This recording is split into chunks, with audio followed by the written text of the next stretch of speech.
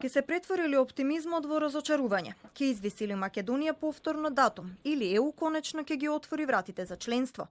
Едно е јасно, ако позитивниот одговор донесе многу работа, недобивањето датум ќе донесе канонада на обвинување од голем дел од политичките партии.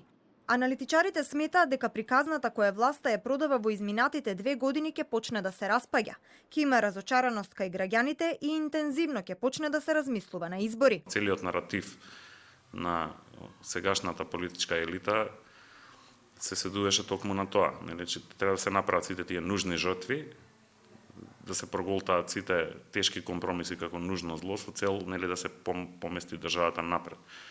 Значи, нивниот наратив целосно ќе се распадне и ќе го изгубат брзо легитимитетот. Ако Македонија сепак добие зелено светло од европските лидери, власта ќе треба да ги засука ракавите затоа што на маса ќе има огромен број реформи и услови од досегашните меѓународни договори со соседите кои ќе треба да ги спроведе. Европската гаранција ќе ги мотивира или притисне елитите да бидат попосветени на реформскиот процес кој е потребен на земјава. Тоа нема да го олесни, нели, животот на власта.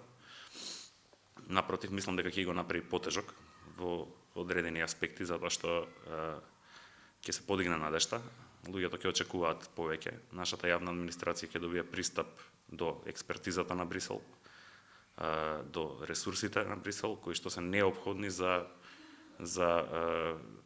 правење на сериозни реформи. Понудата од финското председателство за паралелен процес која не се прифати синоќа има можност за разгледување и денеска.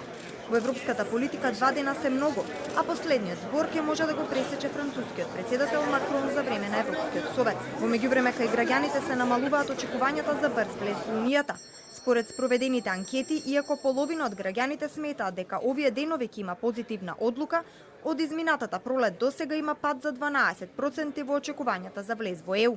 И додека Македонија во ист пакет со Албанија чека дали ќе се постават нови методологии и правила, јасно е дека правилата за сите земји претенденти за влез не се мереа на ист канта.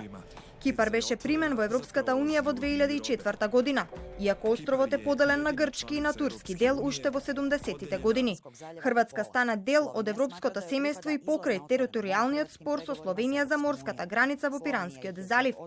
Двете земји не можеа меѓусебно да го решат спорот, па одеа на меѓународна арбитража.